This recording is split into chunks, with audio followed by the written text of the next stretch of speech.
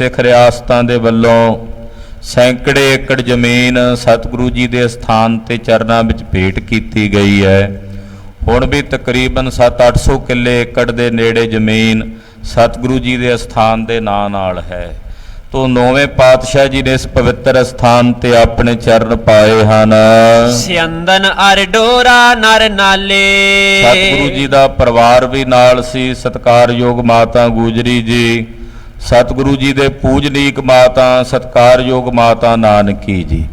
ਮਾਤਾ ਨਾਨਕੀ ਜੀ ਦਾ ਡੋਲਾ, ਮਾਤਾ ਗੁਜਰੀ ਜੀ ਦੀ ਜਿਹੜੀ ਰੱਥ ਡੋਲਾ ਸੀ, ਉਹ ਵੀ ਨਾਲ ਇੱਥੇ ਉਤਰਿਆ ਹੈ।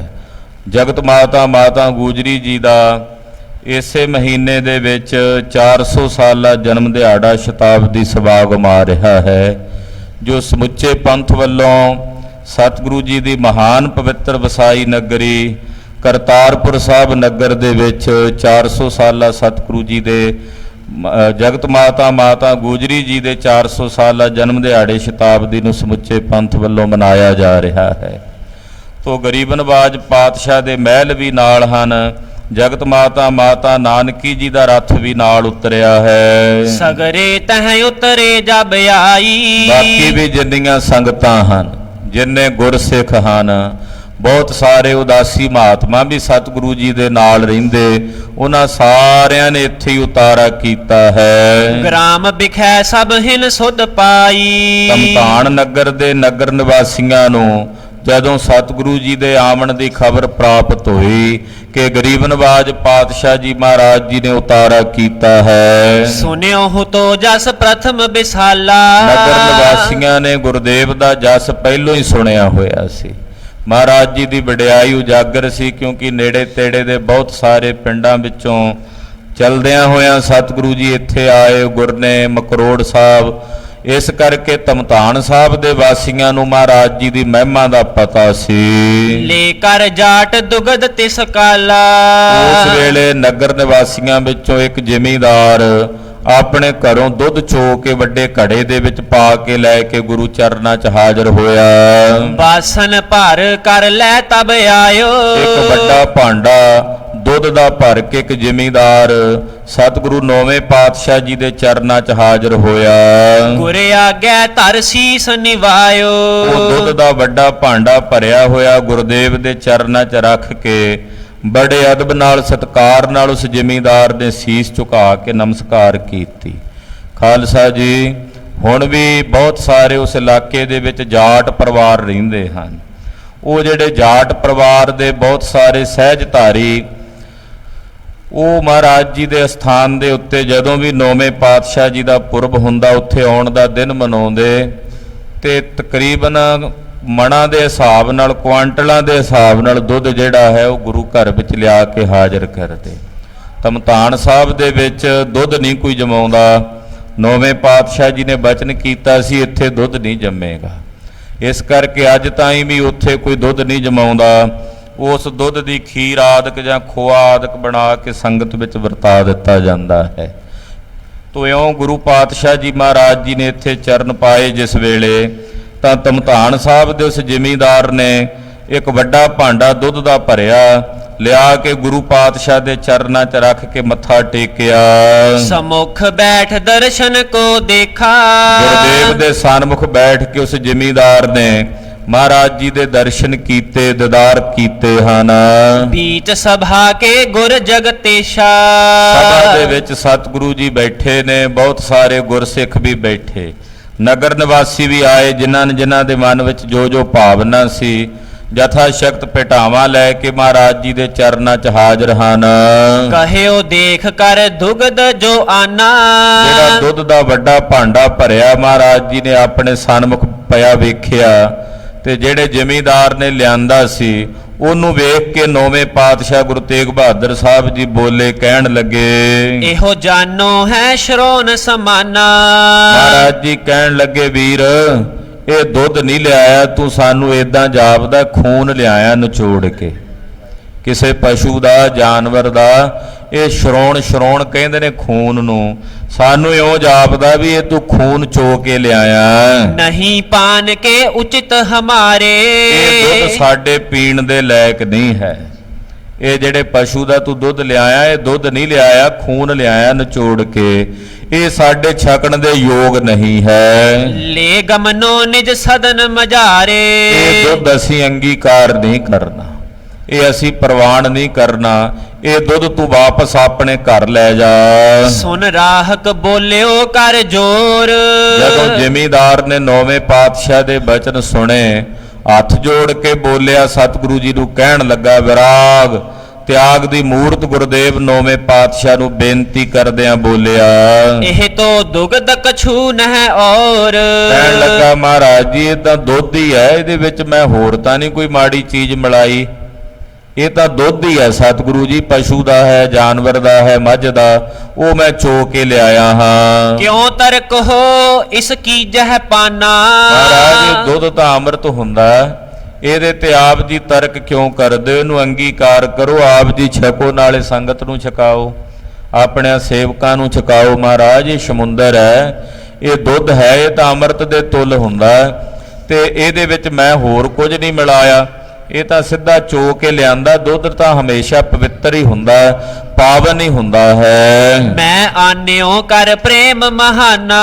ਮਹਾਰਾਜ ਜੀ ਮੈਂ ਬੜੇ ਭਾਰੀ ਪ੍ਰੇਮ ਦੇ ਨਾਲ ਇਹ ਦੁੱਧ ਚੋ ਕੇ ਆਪ ਆਪਣੇ ਹੱਥੀਂ ਸਾਫ਼ ਭਾਂਡੇ ਦੇ ਵਿੱਚ ਪਾ ਕੇ ਪਵਿੱਤਰਤਾ ਨਾਲ ਲੈ ਕੇ ਆਇਆ ਹਾਂ। ਸ਼੍ਰੀ ਗੁਰ ਕਹਿਓ ਦੁਗਧ ਕਿਸ ਕੇਰਾ। ਇਹਦੇ ਵਿੱਚ ਮੈਂ ਕੁਝ ਮਿਲਾਇਆ ਨਹੀਂ ਹੈ। ਜਦੋਂ ਇਹਨੇ ਇਦਾਂ ਬੇਨਤੀ ਕੀਤੀ, ਸੁਣ ਕੇ ਨੌਵੇਂ ਪਾਤਸ਼ਾਹ ਜੀ ਜ਼ਿਮੀਂਦਾਰ ਨੂੰ ਪੁੱਛਦੇ, ਕਹਿੰਦੇ ਦੱਸ ਭਾਈ ਇਹ ਦੁੱਧ ਕਿਸ ਪਸ਼ੂ ਦਾ ਹੈ? ਦੋਹੇ ਆਨਿਓ ਬਾਸਨ ਮਹਿ ਹੇਰਾ। ਇਹ ਜਿਹੜਾ ਤੂੰ ਭਾਂਡੇ 'ਚ ਚੋ ਕੇ ਲਿਆਇਆ ਦੁੱਧ, ਇਹ ਕਿਹੜੇ ਪਸ਼ੂ ਦਾ, ਗਊ ਦਾ ਕਿ ਮੱਝ ਦਾ ਹੈ? ਰਾਹਕ ਕਹਿਓ ਮਹਿਕ ਕਰ ਮੋਹੇ। ਕਹਿਣ ਲੱਗਾ ਜੀ ਮੇਰੇ ਘਰ ਦੇ ਵਿੱਚ ਮਹਿਕ, ਮਹਿਕ ਕਹਿੰਦੇ ਨੇ ਮੱਝ ਨੂੰ, ਕਹਿੰਦਾ ਜੀ ਮੇਰੇ ਘਰ ਦੀ ਆਪਣੀ ਮੱਝ ਹੈ। ਜਿਸ ਕੋ ਬਤਸ ਮਰਿਓ ਨਹਿ ਹੋਹੇ। ਮਹਾਰਾਜ ਜੀ ਉਹਦਾ ਕਟੜਾ ਜਿਹੜਾ ਸੀ ਉਹ ਮਰ ਗਿਆ ਕੁਝ ਦਿਨ ਪਹਿਲਾਂ, ਹਾਲੇ 1-2 ਦਿਨ ਪਹਿਲਾਂ ਹੀ ਉਹਦਾ ਕਟੜਾ ਮਰਿਆ ਹੈ। ਬੈਠਣ ਦੇਤ ਨਹੀਂ ਸੋ ਤਰੇ। ਜਿਹੜੀ ਉਹ ਮੱਝ ਆ ਉਹ ਥੱਲੇ ਬਹਿਣ ਨਹੀਂ ਦਿੰਦੀ, ਜਦੋਂ ਕਟੜਾ ਵੱਛੜਾ ਮਰ ਜੇ ਜਾਨਵਰ ਦਾ, ਤੇ ਉਹ ਫਿਰ ਛੇਤੀ ਕਿਤੇ ਆ ਬਹਿਣ ਨਹੀਂ ਦਿੰਦੇ, ਹੇਰਵਾ ਕਰਦੇ ਨੇ ਪਸ਼ੂ ਆਪਣੇ ਮਰੇ ਹੋਏ ਬੱਚੇ ਦਾ। ਕਹਿੰਦੇ ਉਹਦੇ ਜਦੋਂ ਕਟੜਾ ਮਰ ਗਿਆ ਤੇ ਮੱਝ ਥੱਲੇ ਬਹਿਣ ਨਹੀਂ ਸੀ ਦਿੰਦੀ, ਲੱਤਾਂ ਮਾਰਦੀ ਸੀ, ਟੱਪਦੀ ਸੀ। ਮੂੜੀ ਦੀਨ ਗੋਡਬੋ ਕਰੇ। ਤੇ ਮਹਾਰਾਜ ਜੀ ਮੈਂ ਉਹ ਮੂੜੀ ਦੇ ਕੇ ਗੋਡਬੋ ਕਰਿਆ ਦਾ ਮਤਲਬ ਹੁੰਦਾ ਹੈ ਕਿ ਇੱਕ ਬੜਾ ਕੋਝਾ ਤਰੀਕਾ ਪਸ਼ੂ ਨੂੰ ਬੜਾ ਦੁੱਖ ਦੇ ਕੇ ਦੁੱਧ ਚੋਣ ਦਾ। ਵੈਸੇ ਆਮ ਕਰਕੇ ਉਹਨਾਂ ਇਲਾਕਿਆਂ ਦੇ ਵਿੱਚ ਮੱਝਾਂ ਚੋਰੀ ਕਰਕੇ ਲਿਆਉਂਦੇ ਹੁੰਦੇ ਲੋਕ, ਤੇ ਜਦੋਂ ਚੋਰੀ ਕਰਕੇ ਲਿਆਉਂਦੇ ਮੱਝਾਂ, ਤੇ ਜਿਹੜੇ ਕਟੜੇ ਵੱਛੜੇ ਹੁੰਦੇ ਉਹ ਨਾਲ ਨਹੀਂ ਸੀ ਲਿਆ ਸਕਦੇ ਕਿਉਂਕਿ ਉਹ ਤੁਰਦੇ ਨਹੀਂ ਸਨ, ਉਹਨਾਂ ਨੂੰ ਛੱਡ ਆਉਂਦੇ। ਉਹ ਫਿਰ ਕਟੜੇ ਵੱਛੜਿਆਂ ਤੋਂ ਬਿਨਾਂ ਜਿਹੜੀਆਂ ਮੱਝਾਂ ਹੁੰਦੀਆਂ ਉਹਨਾਂ ਨੂੰ ਬੜੇ ਕੋਝੇ ਤਰੀਕੇ ਨਾਲ, ਅੱਜ ਕੱਲ੍ਹ ਤਾਂ ਟੀਕੇ ਵਗੈਰਾ ਲਾ ਕੇ ਚੋ ਲੈਂਦੇ ਆ, ਪਰ ਉਸ ਵੇਲੇ ਬੜਾ ਮਾੜਾ ਤਰੀਕਾ ਹੁੰਦਾ। ਪਸ਼ੂ ਦੀ ਪੂੰਛ ਜਿਹੜੀ ਹੈ ਉਹ ਬੜੇ ਕੋਝੇ ਤਰੀਕੇ ਦੇ ਨਾਲ ਗੋੜ ਕੇ ਪਸ਼ੂ ਦੇ ਅੰਦਰ, ਫਿਰ ਉਹ ਜਬਰੀ ਉਹਦਾ ਜਿਹੜਾ ਦੁੱਧ ਜਿਹੜਾ ਸੀ ਥਣਾ ਵਿੱਚ ਆਉਂਦਾ ਤੇ ਫਿਰ ਚੋਂਦੇ ਸਨ। ਤੋ ਇਸ ਮਾੜੇ ਤਰੀਕੇ ਨਾਲ ਜਾਨਵਰਾਂ ਨੂੰ, ਪਸ਼ੂਆਂ ਨੂੰ ਦੁੱਖ ਦੇ ਕੇ ਦੁੱਧ ਚੋਂਦੇ ਸਨ। ਤੋ ਨੌਵੇਂ ਪਾਤਸ਼ਾਹ ਜੀ ਦਾ ਮਨ ਦਇਆ ਵਾਲਾ ਹੈ, ਗੁਰਦੇਵ ਦਾ ਹਿਰਦਾ ਦਇਆ ਵਾਲਾ ਹੈ। ਕਿਸੇ ਜਾਨਵਰ ਨੂੰ ਦੁੱਖ ਦੇ ਕੇ ਮਾੜੇ ਤਰੀਕੇ ਨਾਲ ਦੁੱਧ ਚੋ ਕੇ ਲਿਆਂਦਾ ਸਤਿਗੁਰੂ ਜੀ ਨੇ ਸਵੀਕਾਰ ਨਹੀਂ ਕੀਤਾ, ਅੰਗੀਕਾਰ ਨਹੀਂ ਕੀਤਾ। ਇਸ ਕਰਕੇ ਸਤਿਗੁਰੂ ਜੀ ਨੇ ਮਨਾ ਕੀਤਾ ਵੀ ਇਹਦਾ ਖੂਨ ਹੀ ਲਿਆਇਆ ਤੂੰ ਚੋ ਕੇ, ਉਸ ਜਾਨਵਰ ਨੂੰ ਦੁੱਖ ਦੇ ਕੇ। ਤੋ ਪਾਤਸ਼ਾਹ ਨੇ ਜਦੋਂ ਇਹਨੂੰ ਪੁੱਛਿਆ, ਕਹਿੰਦਾ ਜੀ ਉਹਦਾ ਕਟੜਾ ਮਰ ਗਿਆ ਸੀ, ਜਿਸ ਕਰਕੇ ਮੈਂ ਮੂੜੀ ਗੋਡਬੋ ਕਰਕੇ, ਪੂੰਛ ਉਹਦੀ ਜਿਹੜੀ ਆ ਗੋਡਬੋ ਕਰਕੇ ਫਿਰ ਇਹ ਦੁੱਧ ਚੋ ਕੇ ਲਿਆਂਦਾ ਹੈ। ਤਬ ਤਿਸਨੇ ਤਰ ਦੁਗਧ ਉਤਾਰਾ। ਜਦੋਂ ਮੈਂ ਇਸ ਤਰੀਕੇ ਦੇ ਨਾਲ ਉਸ ਮਹਿ ਨੂੰ, ਮੱਝ ਨੂੰ ਦੁੱਖ ਦਿੱਤਾ, ਫਿਰ ਉਹਨੇ ਆਪਣਾ ਦੁੱਧ ਜਿਹੜਾ ਸੀ ਥਣਾ ਚੋਂ ਉਤਾਰਿਆ। ਦੋਹੇ ਆਨਿਓ ਮੈਂ ਤਬ ਹੀ ਸਾਰਾ। ਤੇ ਮੈਂ ਉਹ ਸਾਰਾ ਦੁੱਧ ਚੋ ਕੇ ਆਪ ਜੀ ਦੇ ਚਰਨਾਂ 'ਚ ਲੈ ਕੇ ਹਾਜ਼ਰ ਹੋਇਆ ਹਾਂ। ਕਹੋ ਆਪ ਕੇ ਟਿਗ ਸਭ ਸਾਚੀ। ਮਹਾਰਾਜ ਮੈਂ ਬਿਲਕੁਲ ਸੱਚੋ ਸੱਚ ਆਪ ਜੀ ਨੂੰ ਦੱਸ ਦਿੱਤਾ, ਇਹਦੇ ਵਿੱਚ ਮੈਂ ਕਿਸੇ ਪ੍ਰਕਾਰ ਦਾ ਕੋਈ ਝੂਠ ਨਹੀਂ ਬੋਲਿਆ, ਨਾ ਹੀ ਕਿਸੇ ਪ੍ਰਕਾਰ ਦਾ ਕੋਈ ਪਰਦਾ ਰੱਖਿਆ। ਤਬ ਸਤਿਗੁਰ ਇਮ ਗਿਰਾ ਉਬਾਚੀ। ਜਦੋਂ ਜ਼ਿਮੀਂਦਾਰ ਨੇ ਆਪਣੀ ਸੱਚਾਈ ਦੱਸੀ ਵੀ ਮੈਂ ਇਦਾਂ ਮੱਝ ਨੂੰ ਚੋ ਕੇ ਲਿਆਇਆ ਬੜਾ ਦੁੱਖ ਦੇ ਕੇ, ਤਾਂ ਸੁਣ ਕੇ ਧੰਨ ਗੁਰੂ ਤੇਗ ਬਹਾਦਰ ਸਾਹਿਬ ਨੌਵੇਂ ਪਾਤਸ਼ਾਹ ਜੀ ਮਹਾਰਾਜ ਜੀ ਬੋਲੇ। ਬਾਂਗਰ ਕੇ ਨਰ ਅਧਿਕ ਕਠੋਰ। ਮਹਾਰਾਜ ਜੀ ਕਹਿੰਦੇ ਬਾਂਗਰ ਦੇ ਲੋਕ ਬੜੇ ਕਠੋਰ ਨੇ, ਬੜੇ ਪੱਥਰ ਦਿਲ ਨੇ, ਇਹਨਾਂ ਦੇ ਦਿਲਾਂ ਵਿੱਚ ਦਇਆ ਕੋਈ ਨਹੀਂ, ਰਹਿਮ ਕੋਈ ਨਹੀਂ, ਬੇਜ਼ੁਬਾਨੇ ਜਾਨਵਰਾਂ ਦੇ ਉੱਤੇ ਵੀ ਇਹ ਦਇਆ ਨਹੀਂ ਕਰਦੇ। ਕੋਜੇ ਗੋਡਾਂ ਦੇ ਕਰ ਜੋਰ। ਤੇ ਜ਼ੋਰ ਦੇ ਨਾਲ ਇਹ ਮੂੜੀ ਗੋਡ ਕੇ ਮੱਝਾਂ ਨੂੰ ਪਸ਼ੂਆਂ ਨੂੰ ਦੁੱਖ ਦੇ ਕੇ ਦੁੱਧ ਚੋਂਦੇ ਹਨ। ਬਾਰ-ਬਾਰ ਸਮਝਾਏ ਜੋ ਤਰਜ ਹੈ। ਮਹਾਰਾਜ ਜੀ ਇਹਨਾਂ ਨੂੰ ਬਾਰ-ਬਾਰ ਸਮਝਾਉਂਦੇ, ਕਹਿੰਦੇ ਐਸਾ ਦੁੱਖ ਨਹੀਂ ਦੇਣਾ ਭਾਈ, ਇਹ ਵੀ ਅਕਾਲ ਪੁਰਖ ਦੇ ਜੀ ਨੇ, ਦੁੱਧ ਦਿੰਦੇ ਹਨ। ਜੇ ਉਹ ਹੇਰਵਾ ਕਰਦੇ 2-4 ਦਿਨ 5 ਦਿਨ ਨਾ ਚੋਵੋਗੇ ਤਾਂ ਕੀ ਹੋ ਜਾਏਗਾ? ਹੌਸਲਾ ਉਹਨੂੰ ਦਿਓ ਕਿਸੇ ਪ੍ਰਕਾਰ ਨਾਲ। ਹੋਰ ਕਈ ਤਰੀਕੇ ਹਨ, ਪਰ ਇਦਾਂ ਦੇ ਤਰੀਕੇ ਜਿਹੜੇ ਮਾੜੇ ਤਰੀਕੇ ਨੇ ਜਿਹਦੇ ਨਾਲ ਉਹ ਜੀਵ ਦੁਖੀ ਹੋ ਕੇ ਦੁੱਧ ਦੇਣ, ਕਹਿੰਦੇ ਇਹਦੀ ਲੋੜ ਨਹੀਂ, ਇਹ ਤਾਂ ਖੂਨ ਹੀ ਹੈ, ਫਿਰ ਇਹ ਤਾਂ ਰਾਤੀ ਹੈ ਜਿਹੜੀ ਚੋ ਕੇ ਲਿਆਇਓ। ਇਦਾਂ ਦੀ ਕਰਤੂਤ ਅੱਗੇ ਤੋਂ ਨਹੀਂ ਕਰਨੀ। ਇਦਾਂ ਸਤਿਗੁਰੂ ਨੌਵੇਂ ਪਾਤਸ਼ਾਹ ਜੀ ਨੇ ਇਹਨਾਂ ਨੂੰ ਵਰਜਿਆ, ਰੋਕਿਆ।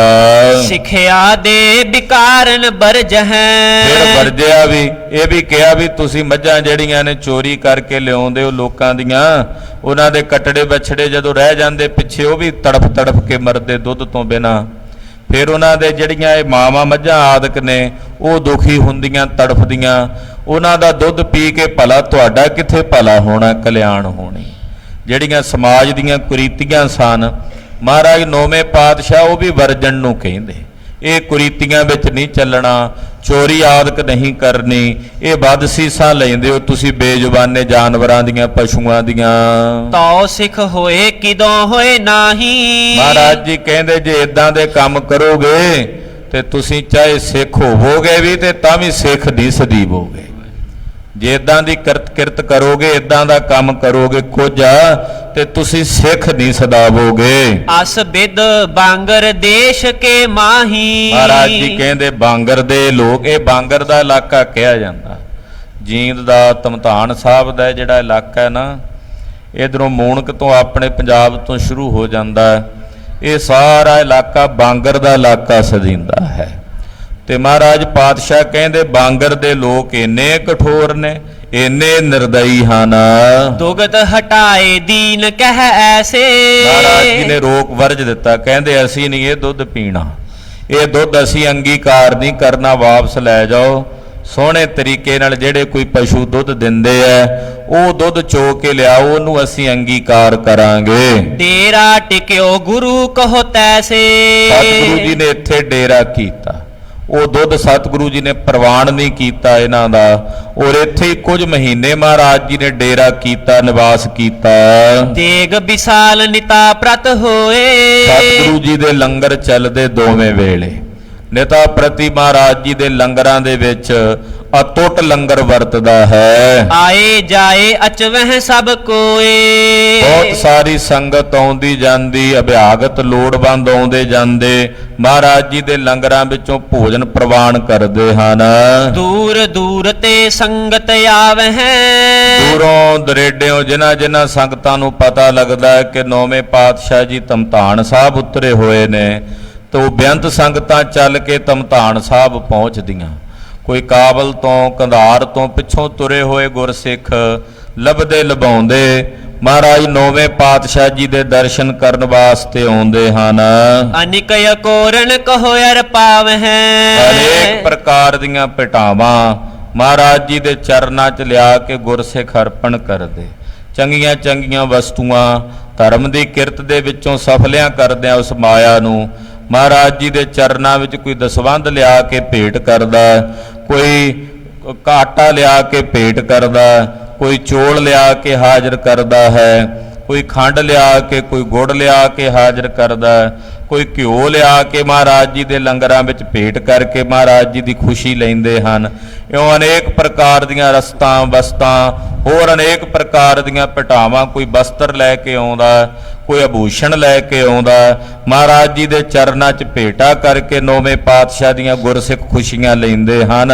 ਬ੍ਰਿੰਦ ਸਿੱਖ ਸੇਵਾ ਕਹੋ ਕਰਹੀ। ਬੇਅੰਤ ਗੁਰਸਿੱਖ ਬੜੀ ਭਾਵਨਾ ਨਾਲ, ਬੜੀ ਸ਼ਰਧਾ ਨਾਲ ਸਤਿਗੁਰੂ ਜੀ ਦੀ ਸੇਵਾ ਕਰਦੇ। ਸੇਵਾ ਗੁਰੂ ਖਾਲਸਾ ਜੀ ਭਾਵਨਾ ਨਾਲ ਹੋਵੇ, ਸ਼ਰਧਾ ਨਾਲ ਹੋਵੇ, ਉਹੀ ਸੇਵਾ ਗੁਰੂ ਸਾਹਿਬ ਦੇ ਚਰਨਾਂ 'ਚ ਪ੍ਰਵਾਨ ਹੁੰਦੀ ਹੈ। ਜਿਹੜੀ ਸੇਵਾ ਵਿਖਾਵੇ ਵਾਸਤੇ ਹੋਵੇ, ਜਿਹੜੀ ਸੇਵਾ ਕੇਵਲ ਲੜਨ ਭਿੜਨ ਵਾਸਤੇ ਹੋਵੇ, ਉਹ ਸੇਵਾ ਨੂੰ ਸਤਿਗੁਰੂ ਜੀ ਨੇ ਕਦੇ ਵੀ ਅੰਗੀਕਾਰ ਨਹੀਂ ਕੀਤਾ।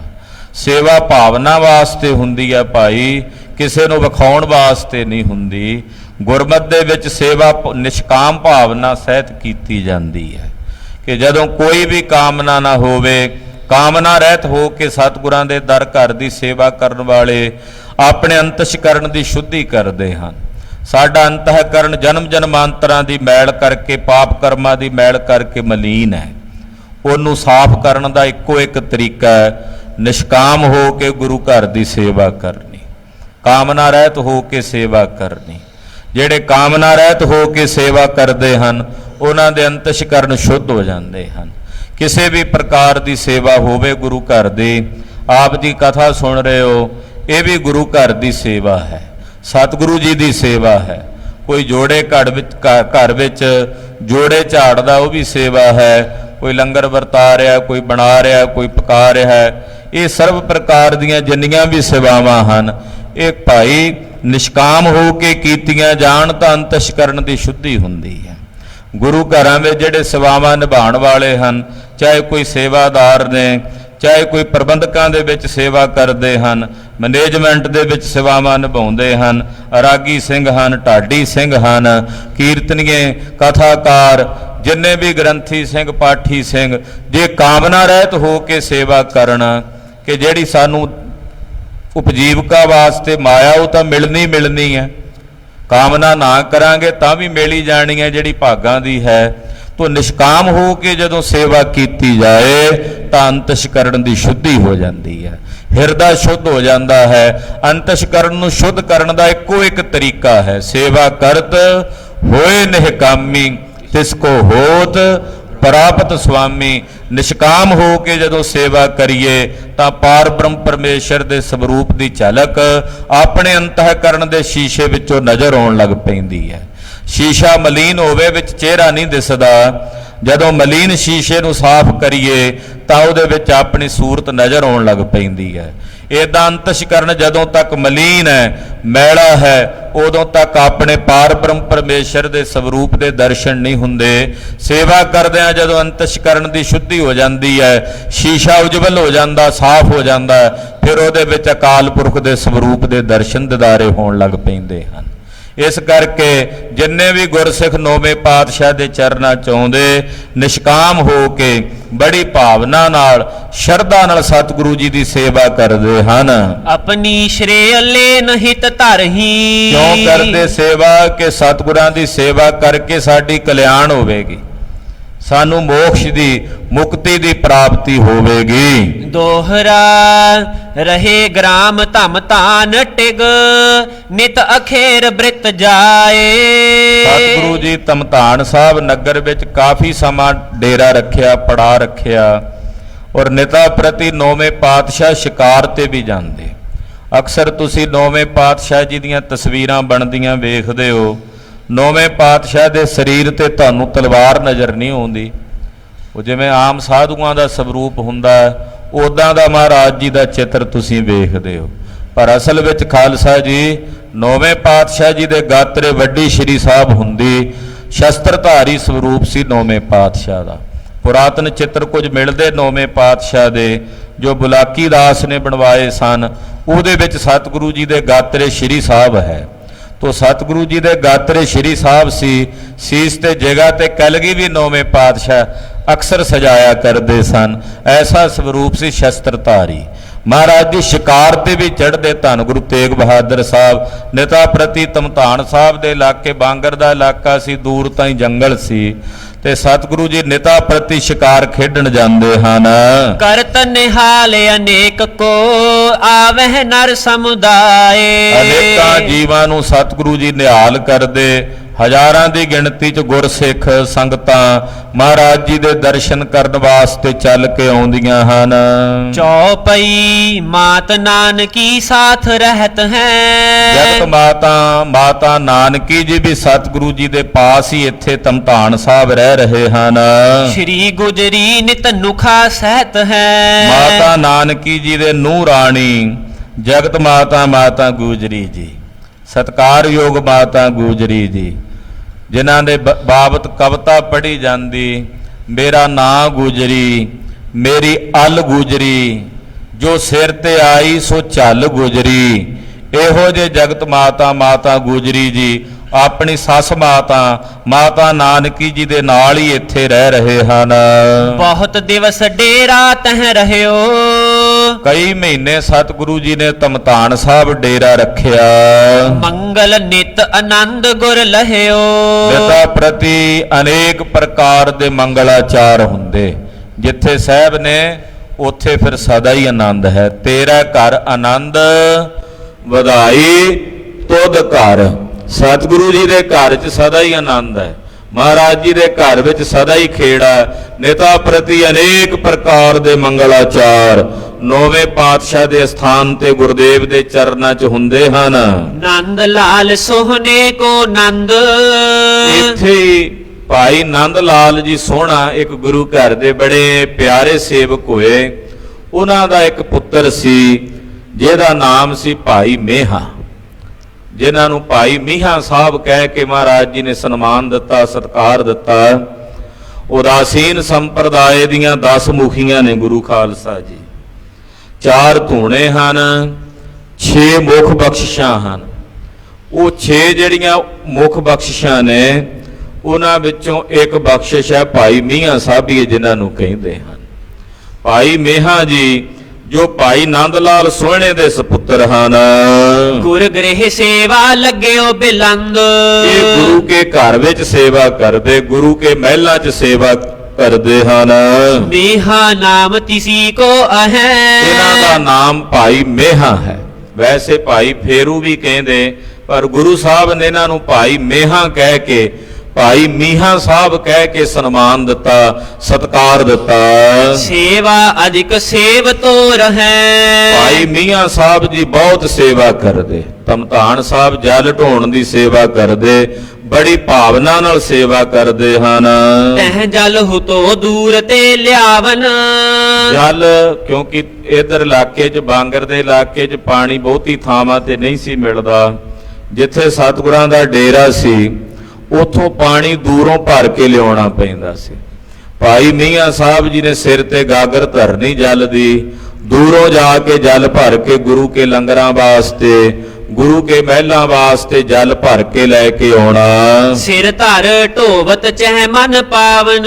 ਔਰ ਸਿਰ ਦੇ ਉੱਤੇ ਗਾਗਰ ਧਰ ਲੈਣੀ ਜਲ ਦੀ ਤੇ ਮਨ ਪਵਿੱਤਰ ਕਰਕੇ, ਮਨ ਸ਼ੁੱਧ ਕਰਕੇ ਬੜੀ ਸ਼ਰਧਾ ਨਾਲ, ਭਾਵਨਾ ਨਾਲ ਜਲ ਢੋਣ ਦੀ ਸੇਵਾ ਕਰਦੇ ਹਨ। ਭਗਤ ਭਾਉ ਮੈਂ ਰੰਗਿਓ ਮਨ ਕੋ। ਇਹਨਾਂ ਦਾ ਮਨ ਵਾਹਿਗੁਰੂ ਪਰਮੇਸ਼ਰ ਦੀ ਭਗਤੀ ਵਿੱਚ, ਅਕਾਲ ਪੁਰਖ ਦੀ ਭਾਵਨਾ ਦੇ ਰੰਗ ਵਿੱਚ ਰੰਗਿਆ ਹੋਇਆ ਹੈ। ਸੇਵਾ ਕਰਦਿਆਂ ਮਨ ਰੰਗਿਆ ਹੋਇਆ। ਖਾਲਸਾ ਜੀ ਸਾਡੇ ਕੋਲ 2 ਚੀਜ਼ਾਂ ਨੇ ਮੁੱਖ, ਇੱਕ ਤਨ ਹੈ, ਦੂਸਰਾ ਮਨ ਹੈ। ਤਨ ਨਾਲ ਅਸੀਂ ਸੇਵਾ ਕਰਕੇ ਤਨ ਨੂੰ ਪਵਿੱਤਰ ਕਰ ਸਕਦੇ ਹਾਂ। ਸੇਵਾ ਤਨ ਨਾਲ ਹੁੰਦੀ ਹੈ ਨਾ, ਤੇ ਮਨ ਨਾਲ ਸਿਮਰਨ ਕੀਤਾ ਜਾਂਦਾ। ਮਨ ਨਾਲ ਸੇਵਾ ਨਹੀਂ ਕੀਤੀ ਜਾ ਸਕਦੀ, ਤਨ ਨਾਲ ਸਿਮਰਨ ਨਹੀਂ ਕੀਤਾ ਜਾ ਸਕਦਾ। ਦੋਨਾਂ ਦਾ ਵੱਖੋ ਵੱਖਰਾ ਕਰਮ ਹੈ। ਤਨ ਦੇ ਨਾਲ ਸੇਵਾ ਕਰਾਂਗੇ ਤੇ ਮਨ ਨਾਲ ਸਿਮਰਨ ਕਰਾਂਗੇ, ਦੋਵੇਂ ਸਫਲ ਹੋ ਜਾਣਗੇ। ਆਖੋ ਸਤਨਾਮ ਸ੍ਰੀ ਵਾਹਿਗੁਰੂ। ਜਦੋਂ ਤਨ ਨਾਲ ਸੇਵਾ ਕਰਾਂਗੇ, ਤਨ ਸੇਵਾ ਨਾਲ ਨਿਰਮਲ ਹੋਵੇਗਾ। ਮਨ ਕਰਕੇ ਸਿਮਰਨ ਕਰਾਂਗੇ ਤੇ ਸਿਮਰਨ ਨਾਲ ਮਨ ਨਿਰਮਲ ਹੋਵੇਗਾ। ਇਸ ਕਰਕੇ ਦੋਵੇਂ ਚੀਜ਼ਾਂ ਹੀ ਹਾਜ਼ਰ ਰਹਿਣੀਆਂ ਚਾਹੀਦੀਆਂ। ਜਦੋਂ ਸੇਵਾ ਕਰੀਏ, ਸੇਵਾ ਨਾਲ ਸਿਮਰਨ ਹੋਣਾ ਚਾਹੀਦਾ, ਸੇਵਾ ਨਾਲ ਗੱਲਾਂ ਨਹੀਂ ਹੋਣੀਆਂ ਚਾਹੀਦੀਆਂ। ਅਕਸਰ ਵੇਖਿਆ ਇਹੀ ਜਾਂਦਾ ਗੁਰੂ ਘਰਾਂ 'ਚ ਕਿ ਸੇਵਾ ਕਰਦਿਆਂ ਗੱਲਾਂ ਹੀ ਮਾਰੀ ਜਾਂਦੇ ਹਨ। ਕਿੱਡਾ ਵੱਡਾ ਦੁੱਖ ਹੈ ਕਿ ਨਾਲੇ ਘਰਾਂ ਵਿੱਚੋਂ ਟਾਈਮ ਕੱਢ ਕੇ ਆਏ, ਮਿਹਨਤ ਵੀ ਕੀਤੀ, ਗੱਡੀਆਂ ਕਾਰਾਂ ਦੇ, ਸਕੂਟਰਾਂ ਦੇ, ਮੋਟਰਸਾਈਕਲਾਂ ਦੇ ਤੇਲ ਫੂਕੇ, ਵਾਤਾਵਰਣ ਵੀ ਦੂਸ਼ਿਤ ਕੀਤਾ। ਆਏ ਚੱਲ ਕੇ ਸੇਵਾ ਕਰਨ ਬੈਠੇ ਤੇ ਸੇਵਾ ਕਰਦਿਆਂ ਨਾਲ ਇੱਧਰ ਉੱਧਰ ਦੀਆਂ ਗੱਲਾਂ ਕਰੀ ਗਏ। ਫਿਰ ਕੀ ਲਾਭ ਹੋਇਆ ਭਾਈ? ਲਾਭ ਤਾਂ ਕੋਈ ਨਾ ਹੋਇਆ, ਸਗੋਂ ਪਾਪਾਂ ਦੇ ਭਾਗੀਦਾਰ ਬਣ ਕੇ ਗਏ। ਸੇਵਾ ਕਰਦਿਆਂ ਸਿਮਰਨ ਕਰੀਏ ਤੇ ਫਿਰ ਇਹ ਸਾਰਾ ਕੁਝ ਸਫਲ ਹੋ ਜਾਏ। ਯਾਤਰਾ ਵੀ ਸਫਲੀ, ਸੇਵਾ ਵੀ ਸਫਲੀ। ਸਤਿਗੁਰ ਕੀ ਸੇਵਾ ਸਫਲ ਹੈ ਜੇ ਕੋ ਕਰੇ ਚਿੱਤ ਲਾਏ। ਚਿੱਤ ਵੀ ਤਾਂ ਹੋਵੇ ਉੱਥੇ। ਚਿੱਤ ਤਾਂ ਗੱਲਾਂ 'ਚ ਹੁੰਦਾ, ਚਿੱਤ ਤਾਂ ਹੁੰਦਾ ਕੌਣ ਕੀ ਕਰ ਰਿਹਾ, ਕੌਣ ਕੀ, ਕਿਹਨੇ ਕੀ ਕੱਪੜੇ ਪਾਏ ਆ, ਕਿਹਨਾਂ ਵਰਤਾਰਾ ਤਾਂ ਬਾਹਰ ਦਾ ਵੇਖੀ ਜਾਂਦੇ ਆ।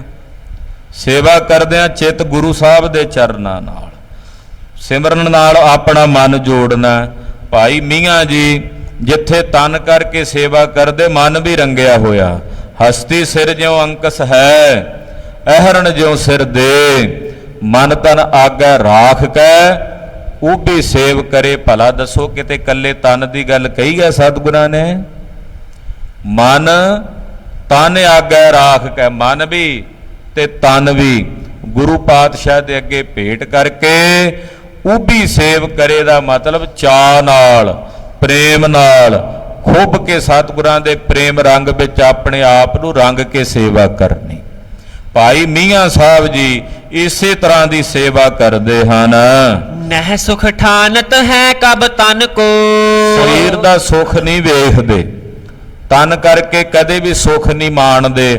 ਹਰ ਵੇਲੇ ਹੀ ਸਰੀਰ ਨੂੰ ਸੇਵਾ ਵਿੱਚ ਲਾ ਕੇ ਰੱਖਦੇ, ਮਨ ਨੂੰ ਗੁਰੂ ਚਰਨਾਂ ਨਾਲ ਜੋੜ ਕੇ ਰੱਖਦੇ ਹਨ।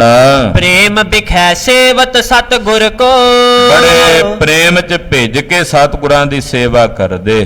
ਗੁਰੂ ਸਾਹਿਬ ਜੀ ਦਾ ਪ੍ਰੇਮ ਹਿਰਦੇ ਵਿੱਚ ਵਸਿਆ ਹੋਇਆ। ਮਨ ਤੇ ਤਨ ਗੁਰੂਦੇਵ ਦੇ ਪ੍ਰੇਮ ਦੇ ਵਿੱਚ ਰੰਗ ਕੇ ਸੇਵਾ ਕਰਦੇ ਹਨ।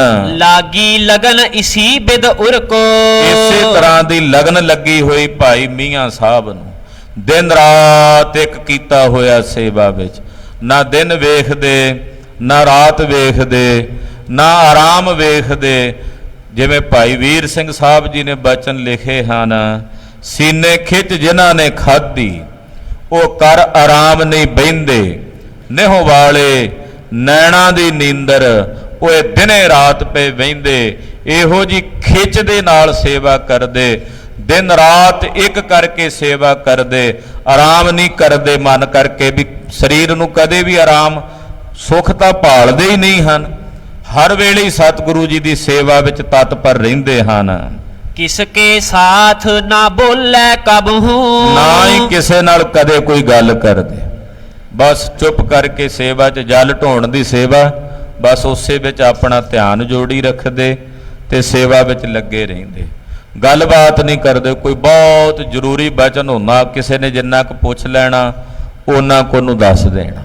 ਗੱਲਾਂ ਬਾਤਾਂ ਕਰਕੇ, ਅਜਾਈਂ ਗੱਲਾਂ ਕਰਕੇ ਆਪਣਾ ਸਮਾਂ ਨਹੀਂ ਸਨ ਬਰਬਾਦ ਕਰਦੇ। ਜਿਤੋ ਖਰਚ ਜਲ ਅੰਨ ਹੈ ਸਭ ਹੂੰ। ਜਿੰਨਾ ਪਾਣੀ ਖਰਚ ਹੁੰਦਾ ਨਾ ਗੁਰੂ ਘਰ 'ਚ, ਚਾਹੇ ਉਹ ਲੰਗਰ ਵਿੱਚ ਹੋਵੇ, ਚਾਹੇ ਉਹ ਗੁਰਸਿੱਖਾਂ ਦੇ ਇਸ਼ਨਾਨ ਵਾਸਤੇ ਹੋਵੇ, ਉਹਨਾਂ ਜਲ ਭਾਈ ਮੀਆਂ ਸਾਹਿਬ ਹੀ ਲੈ ਕੇ ਆਉਂਦੇ। ਤਕਰੀਬਨ ਮਹਾਰਾਜ ਜੀ ਦੇ ਅਸਥਾਨ ਲਈ, ਡੇਰੇ ਲਈ ਜਿੰਨਾ ਵੀ ਜਲ ਚਾਹੀਦਾ ਹੁੰਦਾ, ਉਹ ਭਾਈ ਮੀਆਂ ਸਾਹਿਬ ਜੀ ਪੂਰਾ ਕਰਦੇ। ਹੁਣ ਸੈਂਕੜੇ ਗੁਰਸਿੱਖ ਸੀ, ਕਿੰਨਾ ਜਲ ਢੋਂਦੇ ਹੋਣਗੇ ਭਾਈ ਮੀਆਂ ਸਾਹਿਬ। ਤਾਂ ਹੀ ਮਹਾਰਾਜ ਜੀ ਨੇ ਆਖਿਆ ਇਹਦਾ ਮੀਂਹ ਪਾਉਣ ਵਾਲਾ, ਇਹਨੇ ਤਾਂ ਜਲ ਦਾ ਮੀਂਹ ਪਾ ਦਿੱਤਾ। ਉੱਥੋਂ ਫਿਰ ਮੀਆਂ ਸਾਹਿਬ ਕਰਕੇ ਨਾਂ ਇਹਨਾਂ ਦਾ ਪ੍ਰਗਟ ਹੋਇਆ। ਇਹ ਬੜੀ ਵੱਡੀ ਪ੍ਰਸਿੱਧ ਸੰਪਰਦਾਇ ਹੋਈ ਭਾਈ ਮੀਆਂ ਸਾਹਿਬ ਦੀ। ਆਪਣੇ ਪਟਿਆਲੇ ਦੇ ਇਲਾਕੇ 'ਚ ਇਹਨਾਂ ਦਾ ਹੈੱਡਕੁਆਟਰ ਰਿਹਾ ਭਾਈ ਮੀਆਂ ਸਾਹਿਬ ਜੀ ਦਾ। ਇੱਥੇ ਦਾਸ ਨੇ ਦਰਸ਼ਨ ਤਾਂ ਨਹੀਂ ਕੀਤੇ। ਛੱਤਾ ਡੇਰਾ ਮਗਨੀ ਰਾਮ ਦਾ ਇੱਥੇ ਪਟਿਆਲੇ ਸ਼ਹਿਰ ਦੇ ਵਿੱਚ ਦੱਸਿਆ ਜਾਂਦਾ ਹੈ, ਉਹ ਇਹਨਾਂ ਦਾ ਹੈੱਡਕੁਆਟਰ ਸੀ ਭਾਈ ਮੀਆਂ ਸਾਹਿਬ ਦੀ ਸੰਪਰਦਾਇ ਦਾ। ਇੱਧਰ ਇਹ ਪੰਜਾਬੀ ਯੂਨੀਵਰਸਿਟੀ ਦੇ ਪਿਛਲੇ ਪਾਸੇ ਜਿੰਨੀ ਜ਼ਮੀਨ ਹੈ ਉਹ ਸਾਰੀ ਇਸੇ ਅਸਥਾਨ ਦੇ ਨਾਂ 'ਤੇ ਸੀ। ਭਾਈ ਮੀਆਂ ਸਾਹਿਬ ਜੀ ਬਹੁਤ ਵਿਚਰੇ। ਗੁਰੂ ਘਰ ਦੇ ਮਹਾਨ ਸੇਵਕ ਦੀਵਾਨ ਟੋਡਰ ਮੱਲ ਜੀ, ਜਿਨ੍ਹਾਂ ਨੇ ਸਤਿਗੁਰੂ ਜੀ ਦੇ ਸਾਹਿਬਜ਼ਾਦਿਆਂ ਦਾ ਔਰ ਮਾਤਾ ਗੁਜਰੀ ਜੀ ਦਾ ਅੰਤਮ ਸੰਸਕਾਰ ਕੀਤਾ। ਦੀਵਾਨ ਟੋਡਰ ਮੱਲ ਜੀ ਨੂੰ ਜਿਹੜੀ ਸਿੱਖੀ ਦੀ ਰੰਗਣ ਲੱਗੀ, ਉਹ ਭਾਈ ਮੀਆਂ ਸਾਹਿਬ ਤੋਂ ਲੱਗੀ। ਇੱਕ ਪੁਸਤਕ ਬਹੁਤ ਪੁਰਾਤਨ ਛਪਦੀ ਸੀ, ਹੁਣ ਨਹੀਂ ਮਿਲਦੀ। ਉਦਾਸੀਆਂ ਦੀ ਵਿਥਿਆ, ਉਦਾਸੀਆਂ ਦੀ ਵਿਥਿਆ, ਉਹਦੇ ਵਿੱਚ ਇਹ ਬਚਨ ਲਿਖਿਆ ਆਉਂਦਾ ਕਿ ਇੱਕ ਵਾਰੀ ਭਾਈ ਮੀਆਂ ਸਾਹਿਬ ਜੀ, ਕਿਉਂਕਿ ਗੁਰਦੇਵ ਨੇ ਅੱਗੇ ਕਥਾ ਆਵੇਗੀ ਇਹ ਪ੍ਰਸੰਗ ਵਿੱਚ ਕਿ ਮਹਾਰਾਜ ਜੀ ਨੇ ਇੱਕ ਨਗਾਰਾ ਤੇ ਇੱਕ ਦੱਖਣੀ ਬੈਲ ਤੇ ਇੱਕ ਨਿਸ਼ਾਨ ਸਾਹਿਬ ਉਹ ਭਾਈ ਮੀਆਂ ਸਾਹਿਬ ਨੂੰ ਬਖਸ਼ ਕੇ ਕਿਹਾ ਵੀ ਜਾਓ ਤੁਸੀਂ ਗੁਰਮਤ ਦਾ ਪ੍ਰਚਾਰ ਕਰੋ। ਉੱਥੋਂ ਇਹ ਬਖਸ਼ਿਸ਼ ਚੱਲੀ। ਤੋ ਭਾਈ ਮੀਆਂ ਸਾਹਿਬ ਜੀ ਉਹ ਬੈਲ ਤੇ ਨਗਾਰਾ ਲੈ ਕੇ ਨਾ ਦਿੱਲੀ ਚਲੇ ਗਏ। ਦਿੱਲੀ ਹੁਣ ਜਾ ਕੇ ਜਦੋਂ ਨਗਾਰਾ ਵਜਾਇਆ ਤੇ ਉੱਥੇ ਸਿਪਾਹੀ ਖੜੇ ਸੀ। ਦੀਵਾਨ ਟੋਡਰਮੱਲ ਜੀ ਸਰਹੰਦ ਤੋਂ ਕਿਤੇ ਦਿੱਲੀ ਸਰਕਾਰੀ ਕੰਮ ਨੂੰ ਗਏ ਹੋਏ ਸੀ। ਇਹਨਾਂ ਦੇ ਨਾਲ ਇਹਨਾਂ ਦੇ ਸਿਪਾਹੀ ਵੀ ਸੀ ਮੁਸਲਮਾਨ। ਉਹਨਾਂ ਨੇ ਵੇਖਿਆ ਵੀ ਕੋਈ ਸਾਧ ਹੈ ਤੇ ਨਗਾਰਾ ਵਜਾਉਂਦਾ ਫਿਰਦਾ। ਉਹਨੇ ਆਖਿਆ ਸਾਡੇ ਰਾਜ ਵਿੱਚ ਇਹ ਕਿਹੜਾ ਆ ਗਿਆ ਦੂਜਾ ਨਗਾਰਾ ਵਜਾਉਣ ਵਾਲਾ। ਉਹਨਾਂ ਨੇ ਭਾਈ ਮੀਆਂ ਸਾਹਿਬ ਕੋਲੋਂ ਨਗਾਰਾ ਖੋਹ ਲਿਆ। ਨਗਾਰਾ ਖੋਹ ਕੇ ਤੇ ਅੰਦਰ ਕਮਰੇ 'ਚ ਰੱਖ ਕੇ ਬੰਦ ਕਰ ਦਿੱਤਾ। ਕਹਿੰਦੇ ਜਾ ਭੱਜ ਜਾ, ਸਾਦਾ ਨਗਾਰਾ ਨਹੀਂ ਮਿਲਣਾ ਤੈਨੂੰ। ਭਾਈ ਮੀਆਂ ਸਾਹਿਬ ਜੀ ਬਾਹਰ ਆ ਕੇ ਖਲੋ ਗਏ, ਕੋਈ ਗੱਲ ਨਹੀਂ ਕੀਤੀ ਉਹਨਾਂ ਨਾਲ, ਬਚਨ ਨਹੀਂ ਕੀਤਾ। ਮਹਾਰਾਜ ਸਤਿਗੁਰੂ ਜੀ ਦਾ ਭਜਨ ਕਰੀ ਗਏ ਖਲੋਤੇ। ਉਹ ਨਗਾਰਾ ਅੰਦਰ ਆਪਣੇ ਆਪ ਵੱਜਣ ਲੱਗ ਪਿਆ। ਇਹ ਸ਼ਹੀਦੀ ਪਹਿਰੇ ਅਕਸਰ ਗੁਰੂ ਘਰਾਂ ਵਿੱਚ ਵਰਤਦੇ ਸੁਣੇ ਜਾਂਦੇ ਹਨ। ਆਪਾਂ ਜਦੋਂ ਨਾਭੇ ਅਸਥਾਨ ਦਰਸ਼ਨ ਕਰਦੇ ਹਾਂ, ਘੋੜਿਆਂ ਵਾਲਾ ਗੁਰੂ ਘਰ ਹੈ, ਡੇਰਾ ਬਾਬਾ ਅਜਾਪਾਲ ਸਿੰਘ ਜੀ। ਬਾਬਾ ਅਜਾਪਾਲ ਸਿੰਘ ਜੀ ਮਹਾਂਪੁਰਖ ਕਲਗੀਧਰ ਸੁਆਮੀ ਸ੍ਰੀ ਗੁਰੂ ਗੋਬਿੰਦ ਸਿੰਘ ਸਾਹਿਬ ਜੀ ਮਹਾਰਾਜ ਜੀ ਦੇ ਨਗਾਰਚੀ ਸਨ। ਤੇ ਜਦੋਂ ਸਤਿਗੁਰੂ ਜੀ ਸੱਚਖੰਡ ਚਲੇ ਗਏ, ਬਾਬਾ ਅਜਾਪਾਲ ਸਿੰਘ ਜੀ ਨਾਭੇ ਝਿੜੀ ਸੀ, ਜੰਗਲ ਦਾ ਇਲਾਕਾ ਸੀ, ਉੱਥੇ ਆ ਕੇ ਰਹਿਣ ਲੱਗ ਪਏ। ਜਦੋਂ ਬਾਬਾ ਅਜਾਪਾਲ ਸਿੰਘ ਜੀ ਸੱਚਖੰਡ ਗਮਨ ਕਰ ਗਏ, ਨਾਭੇ ਸ਼ਹਿਰ ਵਾਲਿਆਂ ਨੂੰ ਨਹੀਂ ਸੀ ਪਤਾ ਵੀ ਇੱਥੇ ਝਿੜੀ 'ਚ ਕੋਈ ਮਹਾਤਮਾ ਰਹਿੰਦੇ ਹੈ। ਉਹ ਨਗਾਰੇ ਉੱਥੇ ਰਾਤ ਨੂੰ 12 ਸਾਢੇ 12 ਵਜੇ ਜਦੋਂ ਦਾ ਸਮਾਂ ਹੋਣਾ, 12:15 ਵਜੇ ਨਗਾਰੇ ਆਪਣੇ ਆਪ ਵੱਜਣ ਲੱਗ ਪੈਣੇ। ਭਾਈ ਕਾਹਨ ਸਿੰਘ ਜੀ ਨਾਭਾ ਜੀ ਦੇ ਪਿਤਾ ਗਿਆਨੀ ਨਰਾਇਣ ਸਿੰਘ ਜੀ ਮਹਾਂਪੁਰਖ ਹੋਏ, ਜਿਨ੍ਹਾਂ ਨੇ ਇੱਕੋ ਚੌਂਕੜੇ ਤੇ 3 ਸ੍ਰੀ ਗੁਰੂ ਗ੍ਰੰਥ ਸਾਹਿਬ ਜੀ ਦੇ ਅਖੰਡ ਪਾਠ ਸਾਹਿਬ ਕੀਤੇ ਸਨ। ਉਹਨਾਂ ਨੇ ਫਿਰ ਉਹ ਅਸਥਾਨ ਦੀ ਸੇਵਾ ਸੰਭਾਲ ਕੀਤੀ। ਇੱਦਾਂ ਗੁਰੂ ਘਰਾਂ ਦੇ ਵਿੱਚ ਅਕਸਰ ਇਹ ਚੋਜ ਮਹਾਰਾਜ ਜੀ ਦੇ ਦਰਬਾਰਾਂ ਵਿੱਚ ਵਰਤਦੇ। ਜਦੋਂ ਭਾਈ ਮੀਆਂ ਸਾਹਿਬ ਜੀ ਬਾਹਰ ਖਲੋਤੇ, ਉਹ ਨਗਾਰਾ ਆਪਣੇ ਆਪ ਹੀ ਸ਼ਹੀਦੀ ਪਹਿਰੇ 'ਚ ਉਹ ਵੱਜਣ ਲੱਗ ਪਿਆ। ਤੋ ਸਿਪਾਹੀ ਬੜੇ ਹੈਰਾਨ ਹੋਏ ਵੀ ਅੰਦਰ ਤਾਂ ਕੋਈ ਹੈ ਨਹੀਂ, ਨਗਾਰਾ ਕਿਵੇਂ ਵੱਜਦਾ ਹੈ। ਇੰਨੇ ਨੂੰ ਦੀਵਾਨ ਟੋਡਰਮੱਲ ਜੀ ਆਏ। ਉਹਨਾਂ ਨੇ ਜਦੋਂ ਆ ਕੇ ਸਾਰਾ ਮਸਲਾ ਵੇਖਿਆ, ਭਾਈ ਮੀਆਂ ਸਾਹਿਬ ਨੂੰ ਮੱਥਾ ਟੇਕਿਆ, ਨਗਾਰਾ ਲਿਆ ਕੇ ਉਹਨਾਂ ਨੂੰ ਹਾਜ਼ਰ ਕੀਤਾ। ਕਹਿੰਦੇ ਭਾਈ ਸਾਹਿਬ ਜੀ ਆਪ ਜੀ ਨਗਾਰਾ ਰੱਖੋ ਤੇ ਮੇਰੀ ਸੇਵਾ ਪ੍ਰਵਾਨ ਕਰੋ। ਤੇ ਭਾਈ ਮੀਆਂ ਸਾਹਿਬ ਦੇ ਚਰਨਾਂ 'ਚ ਉਹਨਾਂ ਨੇ ਬੇਨਤੀ ਕੀਤੀ ਦੀਵਾਨ ਟੋਡਰਮੱਲ ਜੀ ਨੇ ਕਿ ਮਹਾਰਾਜ ਮੇਰੇ ਘਰ ਸੰਤਾਨ ਨਹੀਂ ਹੈ, ਆਪ ਜੀ ਕਿਰਪਾ ਕਰੋ ਮੇਰੇ ਘਰ ਸੰਤਾਨ ਹੋਵੇ। ਤਾਂ ਭਾਈ ਮੀਆਂ ਸਾਹਿਬ ਨੇ ਬਚਨ ਕੀਤਾ, ਟੋਡਰਮੱਲ ਜੀ ਜਿਹੜੀ ਪਹਿਲੀ ਸੰਤਾਨ ਹੋਵੇਗੀ ਉਹ ਤੁਸੀਂ ਸਾਨੂੰ ਹਾਜ਼ਰ ਕਰਨੀ, ਸਾਡੀ ਸੰਪਰਦਾਇ ਨੂੰ ਹਾਜ਼ਰ ਕਰਨੀ। ਤੋ ਦੀਵਾਨ ਟੋਡਰਮੱਲ ਜੀ ਨੇ ਭਾਈ ਮੀਆਂ ਸਾਹਿਬ ਦੀ ਸੰਗਤ ਕਰਕੇ ਗੁਰਸਿੱਖੀ ਧਾਰਨ ਕੀਤੀ। ਜਦੋਂ ਪਹਿਲਾ ਪੁੱਤਰ ਹੋਇਆ, ਉਹ ਪੁੱਤਰ ਭਾਈ ਮੀਆਂ ਸਾਹਿਬ ਦੇ ਕੋਲ ਲਿਆ ਕੇ ਭੇਟਾ ਕੀਤਾ। ਉਹਨੇ ਬੜਾ ਪ੍ਰਚਾਰ ਕੀਤਾ ਗੁਰਸਿੱਖੀ ਦਾ ਅੱਗੇ ਬਹੁਤ ਜ਼ਿਆਦਾ। ਇਹ ਸਾਰੀ ਸਾਖੀ ਉਦਾਸੀਆਂ ਦੀ ਵਿਥਿਆ ਨਾਮਕ ਪੁਸਤਕ ਦੇ ਵਿੱਚ ਲਿਖੀ ਹੋਈ ਦਾਸ ਨੇ ਪੜ੍ਹੀ, ਆਪ ਸੰਗਤ ਨੂੰ ਸਰਵਣ ਕਰਵਾਈ ਹੈ। ਤੋ ਇਹੋ ਜਿਹੇ ਮਹਾਂਪੁਰਖ ਸਨ ਭਾਈ ਮੀਆਂ ਸਾਹਿਬ ਜੀ। ਅੱਗੇ ਬਚਨ ਆਵਣਗੇ, ਜਦੋਂ ਮਹਾਰਾਜ ਕਲਗੀਧਰ ਜੀ ਦਾ ਸਮਾਂ ਆਇਆ, 9ਵੇਂ ਪਾਤਸ਼ਾਹ ਸ਼ਹੀਦੀ ਪ੍ਰਾਪਤ ਕਰ ਗਏ, ਤਾਂ 10ਵੇਂ ਪਾਤਸ਼ਾਹ ਆਨੰਦਪੁਰ ਸਾਹਿਬ ਵਿਖੇ ਬਿਰਾਜਮਾਨ ਸਨ। ਭਾਈ ਮੀਆਂ ਸਾਹਿਬ ਜੀ ਦੱਖਣੀ ਬੈਲ ਉਹੀ ਤੇ ਨਗਾਰਾ ਵਜਾਉਂਦੇ ਨਾ ਆਨੰਦਪੁਰ ਸਾਹਿਬ ਆ ਗਏ। ਮਹਾਰਾਜ ਜੀ ਕਹਿੰਦੇ ਕਿਹੜਾ ਨਗਾਰਾ ਵਜਾਉਂਦਾ ਵੀ ਸਾਡੇ ਨਗਰ ਵਿੱਚ ਸਾਡੇ ਕੋਲ ਆ ਕੇ, ਜਾਓ ਖੋਲੋ ਨਗਾਰਾ। ਤੇ ਸਿੰਘ ਗਏ, ਉਹਨਾਂ ਨੇ ਜਾ ਕੇ ਭਾਈ ਮੀਆਂ ਸਾਹਿਬ ਕੋਲੋਂ ਨਗਾਰਾ ਵੀ ਖੋਹ ਲਿਆ, ਬੈਲ ਵੀ ਖੋਹ ਲਿਆ, ਨਿਸ਼ਾਨ ਵੀ ਖੋਹ ਲਿਆ। ਭਾਈ ਮੀਆਂ ਸਾਹਿਬ ਜੀ ਹੱਥ ਜੋੜੇ ਹੋਏ ਕਲਗੀਧਰ ਦੇ ਚਰਨਾਂ 'ਚ ਆਏ। ਮਹਾਰਾਜ ਜੀ ਨੇ ਪਰਖ ਹੀ ਕਰਨੀ ਸੀ। ਮਹਾਰਾਜ ਜੀ ਨੇ ਵੇਖਿਆ ਵੀ ਇਹਨਾਂ ਕੋਈ ਜਵਾਬ ਨਹੀਂ ਦਿੱਤਾ। ਕਹਿੰਦੇ ਹਾਂ ਭਾਈ ਮੀਆਂ ਸਾਹਿਬ ਨਗਾਰਾ, ਕਹਿੰਦੇ ਮਹਾਰਾਜ ਜਿਨ੍ਹਾਂ ਨੇ ਦਿੱਤਾ ਸੀ ਉਹਨਾਂ ਨੇ ਲੈ ਲਿਆ, ਸਾਡਾ ਕਾਹਦਾ ਜ਼ੋਰ, ਦਿੱਤਾ ਵੀ ਤੁਸੀਂ ਸੀ 9ਵੇਂ ਜਾਮੇ 'ਚ, ਤੇ ਜੇ ਲੈ ਲਿਆ ਤਾਂ ਤੁਸੀਂ ਲਿਆ ਤੇ ਮੈਂ ਲਾਂਭਾ ਕਿਉਂ ਦਿਆਂ। ਮਹਾਰਾਜ ਬੜੇ ਖੁਸ਼ ਹੋਏ, ਕਹਿੰਦੇ ਲਿਆਓ ਭਾਈ ਨਗਾਰਾ। ਤੇ ਵਾਪਸ ਭਾਈ ਮੀਆਂ ਸਾਹਿਬ ਨੂੰ ਨਿਸ਼ਾਨ ਤੇ ਨਗਾਰਾ ਦੇ ਕੇ ਤੋਰਿਆ ਵੀ ਜਾਓ ਗੁਰੂ ਨਾਨਕ ਦੀ ਸਿੱਖੀ ਦਾ ਪ੍ਰਚਾਰ ਪ੍ਰਸਾਰ ਕਰੋ। ਤੋ ਇਸ ਮੀਆਂ ਸਾਹਿਬ ਦੀ ਸੰਪਰਦਾਇ ਵਿੱਚ ਬੜੇ ਬੜੇ ਨਾਮ ਜਪਣ ਵਾਲੇ, ਬੰਦਗੀ ਵਾਲੇ ਮਹਾਂਪੁਰਖ ਹੋਏ, ਜਿਨ੍ਹਾਂ ਨੇ ਗੁਰੂ ਨਾਨਕ ਸਾਹਿਬ ਦੀ ਸਿੱਖੀ ਦਾ ਪ੍ਰਚਾਰ ਦੇਸਾਂ ਵਿਦੇਸ਼ਾਂ ਵਿੱਚ, ਇੱਧਰ ਨੱਕੇ ਦੇ ਇਲਾਕੇ ਤੱਕ ਭਾਈ ਮੀਆਂ ਸਾਹਿਬ ਦੀ ਸੰਪਰਦਾਇ ਨੇ ਪ੍ਰਚਾਰ ਕੀਤਾ। ਤੋ ਭਾਈ ਮੀਆਂ ਸਾਹਿਬ ਦੀ ਬੜੀ ਵੱਡੀ ਘਾਲਣਾ ਹੈ, ਸਾਰਾ ਦਿਨ ਜਲ ਢੋਂਦੇ, ਜਿੰਨਾ ਜਲ ਵਰਤਿਆ ਜਾਂਦਾ ਮਹਾਰਾਜ ਜੀ ਦੇ ਲੰਗਰਾਂ ਵਿੱਚ, ਗੁਰਸਿੱਖਾਂ ਦੇ ਇਸ਼ਨਾਨ ਵਾਸਤੇ ਵੀ ਉਹ ਜਲ ਭਾਈ ਮੀਆਂ ਸਾਹਿਬ ਜੀ ਲੈ ਕੇ ਆਉਂਦੇ ਹਨ। ਵਾਹਿਗੁਰੂ ਸਿਮਰਨ ਉਰ ਕਰਤਾ, ਨਾਲੇ ਸਾਰਾ ਦਿਨ ਜਲ ਢੋਂਦੇ, ਨਾਲੇ ਰਸਨਾ ਤੋਂ ਵਾਹਿਗੁਰੂ ਵਾਹਿਗੁਰੂ ਵਾਹਿਗੁਰੂ ਵਾਹਿਗੁਰੂ, ਸੇਵਾ ਦੇ ਨਾਲ ਸਿਮਰਨ ਸਤਿਨਾਮ ਵਾਹਿਗੁਰੂ ਸਤਿਨਾਮ ਵਾਹਿਗੁਰੂ ਸਤਿਨਾਮ ਵਾਹਿਗੁਰੂ ਸਤਿਨਾਮ ਵਾਹਿਗੁਰੂ ਸਤਿਨਾਮ ਵਾਹਿਗੁਰੂ ਸਤਿਨਾਮ ਵਾਹਿਗੁਰੂ ਸਤਿਨਾਮ ਵਾਹਿਗੁਰੂ ਸਤਿਨਾਮ ਵਾਹਿਗੁਰੂ। ਇਹ ਮਰਿਆਦਾ ਹੈ ਗੁਰੂ ਘਰ ਦੀ। ਕਾਰ ਸੇਵਾ ਵਾਲੇ ਮਹਾਂਪੁਰਖ ਸੇਵਾਵਾਂ ਕਰਦੇ ਆ ਨਾ, ਸੰਗਤ ਸੇਵਾ ਕਰਦੀ, ਨਾਲੇ ਟੋਕਰੀ ਢੋਈ ਜਾਂਦੇ, ਨਾਲੇ ਨਾਮ ਜਪੀ ਜਾਂਦੇ। ਕੋਈ ਸਰੋਵਰ ਦੀ ਸੇਵਾ ਕਰੇ, ਕੋਈ ਜਲ ਢੋਣ ਦੀ ਸੇਵਾ ਕਰੇ, ਸਭ ਰਸਨਾ ਤੋਂ ਨਾਮ ਜਪ ਕੇ ਸੇਵਾ ਕਰਦੇ। ਇਹ ਮਰਿਆਦਾ ਹੈ ਗੁਰੂ ਨਾਨਕ ਸਾਹਿਬ ਦੇ ਘਰ ਦੀ, ਬੜੀ ਨਿਰਮਲ ਉੱਤਮ ਮਰਿਆਦਾ, ਸ੍ਰੇਸ਼ਟ ਮਰਿਆਦਾ ਹੈ, ਜਿਹੜੀ ਕਿਤੇ ਹੁਣ ਥਾਵਾਂ ਤੇ, ਕਈ ਥਾਵਾਂ ਤੇ ਅਲੋਪ ਹੁੰਦੀ ਜਾ ਰਹੀ ਹੈ। ਪ੍ਰਗਟ ਕਰਨ ਦੀ ਲੋੜ ਹੈ। ਬਿਨਾਂ ਸਿਮਰਨ ਤੋਂ ਗੁਰੂ ਖਾਲਸਾ ਜੀ ਸੇਵਾ ਸਫਲ ਨਹੀਂ ਹੋਣੀ। ਸੇਵਾ ਤੇ ਸਿਮਰਨ ਦੋਵੇਂ ਖੰਭ ਨੇ ਜਿਹੜੇ ਸਤਿਗੁਰੂ ਜੀ ਨੇ ਗੁਰਸਿੱਖ ਨੂੰ ਲਾਏ ਹੈ। ਜਿਹੜੇ ਪੰਛੀ ਦੇ ਦੋਵੇਂ ਖੰਭ ਹੋਣਗੇ ਉਹੀ ਉੱਡਦੇ ਹੈ। ਜਿਹੜੇ ਪੰਛੀ ਦਾ ਇੱਕ ਖੰਭ ਮਰ ਜਾਏ ਉਹ ਪੰਛੀ ਕਦੇ ਉਡਾਰੀ ਨਹੀਂ ਮਾਰ ਸਕਦਾ। ਗੁਰਸਿੱਖ ਨੂੰ ਸੇਵਾ ਤੇ ਸਿਮਰਨ ਦੇ ਦੋ ਖੰਭ ਲਾਏ ਭਾਈ ਮੀਆਂ ਸਾਹਿਬ ਜੀ, ਨਾਲੇ ਰਸਨਾ ਤੋਂ ਭਜਨ ਕਰੀ ਜਾਂਦੇ, ਵਾਹਿਗੁਰੂ ਵਾਹਿਗੁਰੂ ਵਾਹਿਗੁਰੂ ਜਪੀ ਜਾਂਦੇ, ਨਾਲੇ ਜਲ ਢੋਂਦੇ ਸੇਵਾ ਕਰਦੇ ਹਨ। ਭਾਗ ਜਗੇਸ਼ਰ ਦਾ ਗੁਰ ਧਰਤਾ, ਭਾਗ ਜਾਗ ਪਏ ਭਾਈ ਮੀਆਂ ਸਾਹਿਬ ਦੇ। ਬੜੀ ਸ਼ਰਧਾ, ਬੜੀ ਭਾਵਨਾ ਸਤਿਗੁਰੂ ਜੀ ਦੇ ਚਰਨਾਂ ਤੇ ਰੱਖਦੇ ਹਨ। ਖਾਨ ਪਾਨ ਕਿਛ ਸਹਜੇ ਮਿਲੇ, ਖਾਣਾ ਪੀਣਾ ਜਿਹੜਾ ਸਹਿਜੇ ਮਿਲ ਜਾਏ। ਕੋਈ ਇੱਛਾ ਨਹੀਂ ਹੈ ਕਿ ਮੈਂ ਕੁਝ ਸਪੈਸ਼ਲ ਖਾਣਾ ਜੇ ਮੈਂ ਸੇਵਾ ਕਰਦਾ।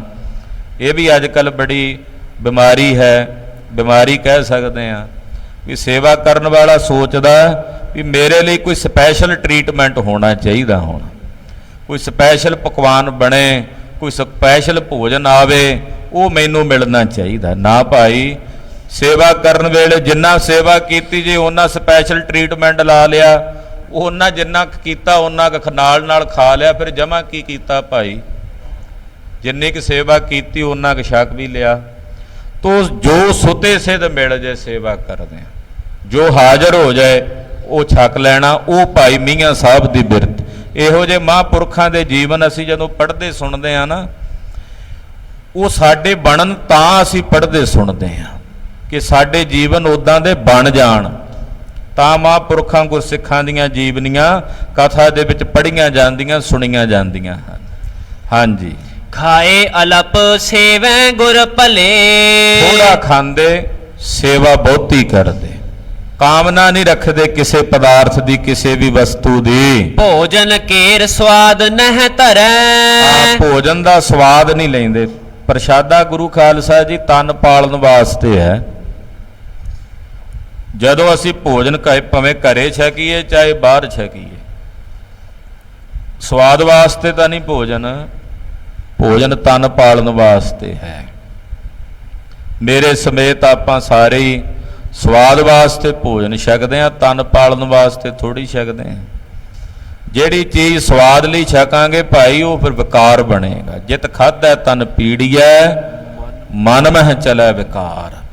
ਜੇ ਕੇਵਲ ਤਨ ਨੂੰ ਪਾਲਣ ਵਾਸਤੇ ਵੀ 3.5 ਮਣ ਦੇਹੁਰੀ ਚੱਲੈ ਪਾਣੀ ਅੰਨ, ਇਹ ਸਮਝ ਕੇ ਛਕਿਆ ਜਾਵੇ ਤਾਂ ਫਿਰ ਉਹ ਛਕੇ ਹੋਏ ਦਾ ਕਿਸੇ ਪ੍ਰਕਾਰ ਦਾ ਵਿਕਾਰ ਨਹੀਂ ਹੁੰਦਾ। ਜਦੋਂ ਸਵਾਦ ਲਈ ਛਕਦੇ ਆ ਫਿਰ ਕਈ ਵਾਰੀ ਸਵਾਦ ਵਾਸਤੇ ਵੱਧ ਵੀ ਛਕ ਜਾਈਦਾ। ਕੋਈ ਚੀਜ਼ ਸਵਾਦੀ ਹੋਵੇ, ਇੱਕ ਅੱਧਾ ਪ੍ਰਸ਼ਾਦਾ ਵੱਧ ਛਕ ਲਈਏ ਫਿਰ ਸਾਰਾ ਦਿਨ ਦੁੱਖ ਦਿੰਦਾ। ਇਸ ਕਰਕੇ ਇਹਦੇ ਵਿੱਚ ਬੜੇ ਡੂੰਘੇ ਬਚਨ ਨੇ, ਗੁਰੂ ਨਾਨਕ ਸਾਹਿਬ ਦੇ ਬਚਨਾਂ ਵਿੱਚ ਅੱਗੇ ਬਚਨ ਨੇ। ਤੇ ਜੇ ਸਵਾਦ ਰਹਿਤ ਹੋ ਕੇ ਭੋਜਨ ਛਕਾਂਗੇ ਫਿਰ ਓਨਾ ਹੀ ਛਕਾਂਗੇ ਜਿੰਨੀ ਕੁ ਲੋੜ ਹੈ। ਸਿਆਣੇ ਕਹਿੰਦੇ ਭੁੱਖ ਰੱਖ ਕੇ ਭੋਜਨ ਛਕਣਾ ਚਾਹੀਏ। ਭੁੱਖ ਰੱਖ ਕੇ ਇਹਦਾ ਮਤਲਬ ਵੀ ਜੇ 4 ਪ੍ਰਸ਼ਾਦਿਆਂ ਦੀ ਭੁੱਖ ਹੈ 3 ਛਕ ਲਓ, ਇੱਕ ਦੀ ਭੁੱਖ ਰੱਖੋ ਤੇ ਸੁਖੀ ਰਹਿੰਦਾ ਸਰੀਰ ਵੀ, ਤਨ ਵੀ ਸੁਖੀ ਰਹਿੰਦਾ। ਪਰ ਤਿੰਨਾਂ ਦੀ ਬਜਾਏ ਜੇ ਭੁੱਖ 4 ਦੀ ਹੈ ਤੇ 8 ਪ੍ਰਸ਼ਾਦੇ ਛਕਣੇ ਆ ਤੇ ਉਤੋਂ ਕਹੇ ਭਾਈ ਇੱਕ ਅੱਧਾ ਹੋਰ ਪ੍ਰਸ਼ਾਦਾ ਖੀਰ ਜਾਂ ਉਹ ਜਿਵੇਂ ਉਹ ਆਮ ਕਰਕੇ ਕਹਾਵਤ ਨਹੀਂ ਇੱਕ ਸੁਣਾਉਂਦੇ, ਚੁਟਕਲਾ ਜਾਂ ਸੁਣਾਉਂਦੇ ਹੁੰਦੇ, ਕਿਸੇ ਨੇ ਚੰਗਾ ਰੱਜ ਕੇ ਭੋਜਨ ਛਕ ਲਿਆ, ਉਹ ਮੁੜ ਕੇ ਅੱਗੋਂ ਹਾਜਮੋਲੇ ਦਾ ਚੂਰਨ ਦਿੱਤਾ, ਕਹਿੰਦਾ ਭਾਈ ਇਹ ਖਾਣ ਦੀ ਅੰਦਰ ਜਗ੍ਹਾ ਕੋਈ ਨਹੀਂ, ਜੇ ਇਹਦੀ ਹੁੰਦੀ ਤੇ ਇੱਕ ਖੀਰ ਦੀ ਕੋਲੀ ਹੋਰ ਨਾ ਖਾ ਲੈਂਦਾ। ਉਹ ਕਹਿਣ ਤੋਂ ਭਾਵ ਵੀ ਬੰਦਾ ਸਵਾਦ ਵਾਸਤੇ ਭੋਜਨ ਛਕਦਾ, ਤਨ ਨਿਰਵਾਹ ਵਾਸਤੇ ਨਹੀਂ ਛਕਦਾ। ਭਾਈ ਮੀਆਂ ਸਾਹਿਬ ਜੀ ਨੇ ਕਦੇ ਸਵਾਦ ਲਈ ਭੋਜਨ ਨਹੀਂ ਛਕਿਆ।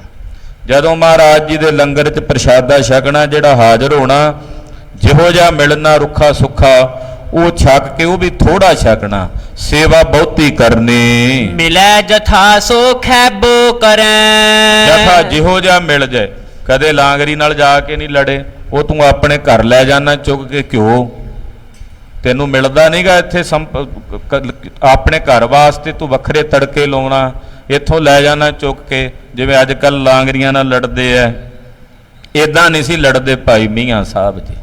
ਉਹਨਾਂ ਨੂੰ ਜੋ ਮਿਲ ਜਾਣਾ ਸਮੇਂ ਸਿਰ, ਜੋ ਹਾਜ਼ਰ ਹੋਣਾ ਉਹ ਛਕ ਲੈਣਾ। ਗਾਗਰ ਕੋ ਸਿਰ ਪਰ ਧਰ ਲਿਆਵੇ। ਸੀਸ ਤੇ ਗਾਗਰ ਚੁੱਕਣੀ ਤੇ ਚੁੱਕ ਕੇ ਫਿਰ ਜਲ ਦਾ ਭਰ ਕੇ ਲੈ ਕੇ ਆਉਣੀ। ਦੇ ਕਰ ਤਿਸ ਕੋ ਔਰ ਲਿਜਾਵੇ।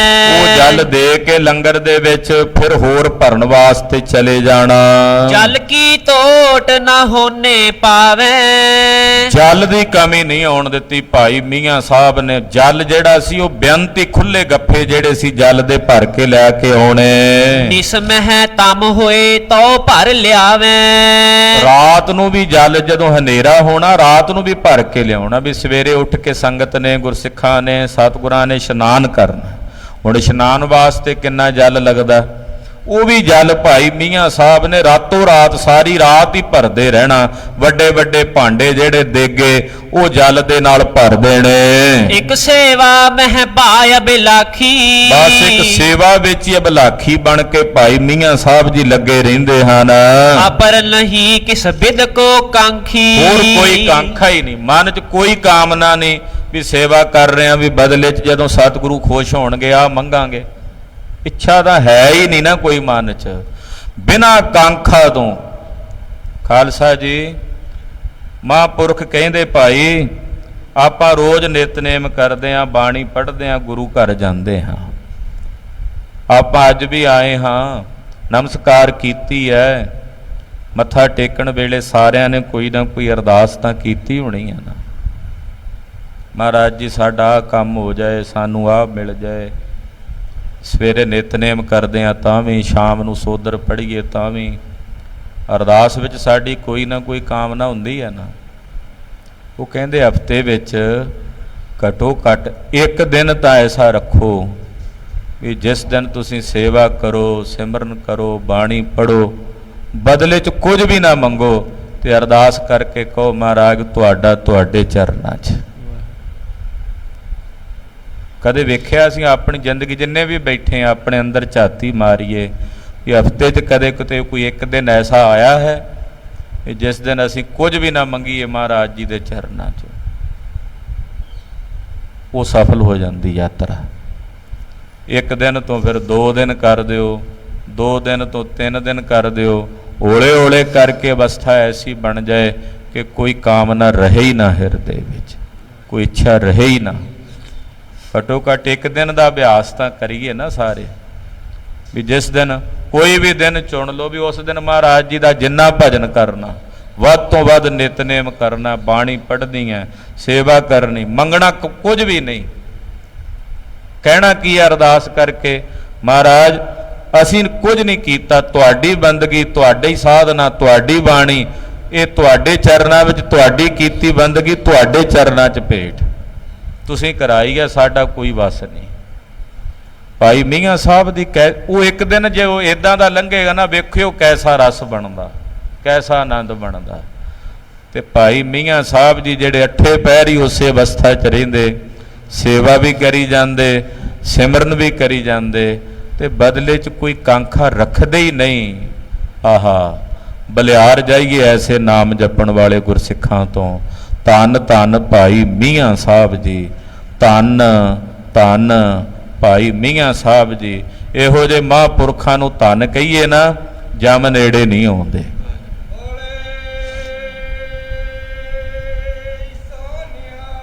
ਸਤਿ ਸ੍ਰੀ ਅਕਾਲ। ਭਾਈ ਸਾਹਿਬ ਜੀ ਤੇ ਜਿਵੇਂ ਨੌਵੇਂ ਪਾਤਸ਼ਾਹ ਬਖਸ਼ਿਸ਼ ਕਰ ਰਹੇ ਨੇ, ਉਹ ਕਥਾ ਆਪ ਜੀ ਅਗਲਿਆਂ ਪ੍ਰਸੰਗਾਂ 'ਚ ਸਰਵਣ ਕਰੋਗੇ। ਸਮੇਂ ਦੇ ਲਿਹਾਜ਼ ਨਾਲ ਸਮਾਪਤੀ ਹੈ। ਗੁਰੂ ਜਸ ਕਥਨ ਕਰਦਿਆਂ ਹੋਈਆਂ ਭੁੱਲਾਂ ਚੁੱਕਾਂ ਦੀ ਖਿਮਾ। ਵਿਸਰ ਨਾਹੀਂ ਦਾਤਾਰ, ਵਿਸਰ ਨਾਹੀਂ ਦਾਤਾਰ, ਵਿਸਰ ਨਾਹੀਂ ਦਾਤਾਰ, ਵਿਸਰ ਨਾਹੀਂ ਦਾਤਾਰ। ਆਪਣਾ ਨਾਮ ਦੇਹੋ, ਆਪਣਾ ਨਾਮ ਦੇਹੋ, ਆਪਣਾ ਨਾਮ ਦੇਹੋ, ਆਪਣਾ ਨਾਮ ਦੇਹੋ।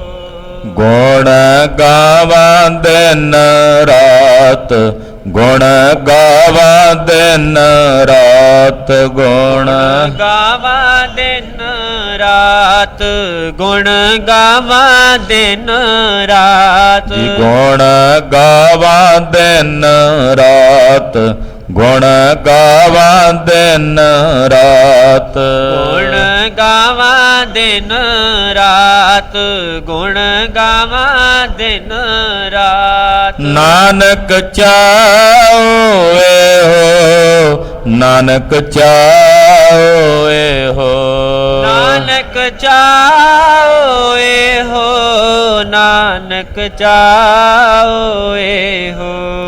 ਵਾਹਿਗੁਰੂ ਵਾਹਿਗੁਰੂ, ਵਾਹਿਗੁਰੂ ਵਾਹਿਗੁਰੂ, ਵਾਹਿਗੁਰੂ ਵਾਹਿਗੁਰੂ, ਵਾਹਿਗੁਰੂ ਵਾਹਿਗੁਰੂ, ਵਾਹਿਗੁਰੂ ਵਾਹਿਗੁਰੂ, ਵਾਹਿਗੁਰੂ ਵਾਹਿਗੁਰੂ, ਵਾਹਿਗੁਰੂ ਵਾਹਿਗੁਰੂ, ਵਾਹਿਗੁਰੂ ਵਾਹਿਗੁਰੂ, ਵਾਹਿਗੁਰੂ ਵਾਹਿਗੁਰੂ, ਵਾਹਿਗੁਰੂ ਵਾਹਿਗੁਰੂ, ਵਾਹਿਗੁਰੂ ਵਾਹਿਗੁਰੂ, ਵਾਹਿਗੁਰੂ ਵਾਹਿਗੁਰੂ।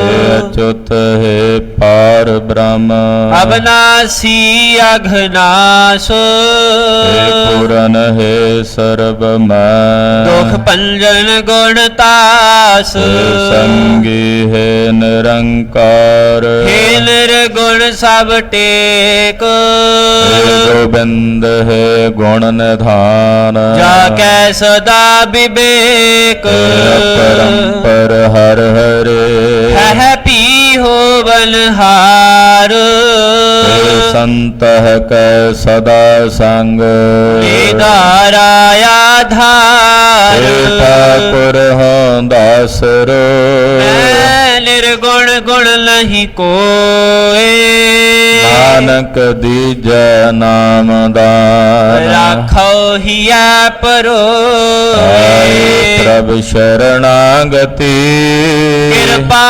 ਨਿਧ ਦਇਆਲ, ਏਕ ਅੱਖਰ ਹਰ ਮਨ ਬਸਤ, ਨਾਨਕ ਹੋਤ ਨਿਹਾਲ, ਵਾਹਿਗੁਰੂ ਨਾਮ ਜਹਾਜ ਹੈ, ਚੜੇ ਸੋ ਉਤਰੇ ਪਾਰ, ਜੋ ਸ਼ਰਦਾ ਕਰ ਸੇਵੰਦੇ, ਗੁਰ ਪਾਰ ਉਤਾਰਨ ਹਾਰ, ਵਾਹਿਗੁਰੂ ਨਾਮ ਜਹਾਜ ਹੈ, ਚੜੇ ਸੋ ਉਤਰੇ ਪਾਰ ਜੋ ਸ਼ਰਦਾ ਕਰ ਸੇਵੰਦੇ ਗੁਰ ਪਾਰ ਉਤਾਰਨ ਹਾਰ ਵਾਹਿਗੁਰੂ ਜੀ ਕਾ ਖਾਲਸਾ ਵਾਹਿਗੁਰੂ ਜੀ ਕੀ ਫਤਿਹ।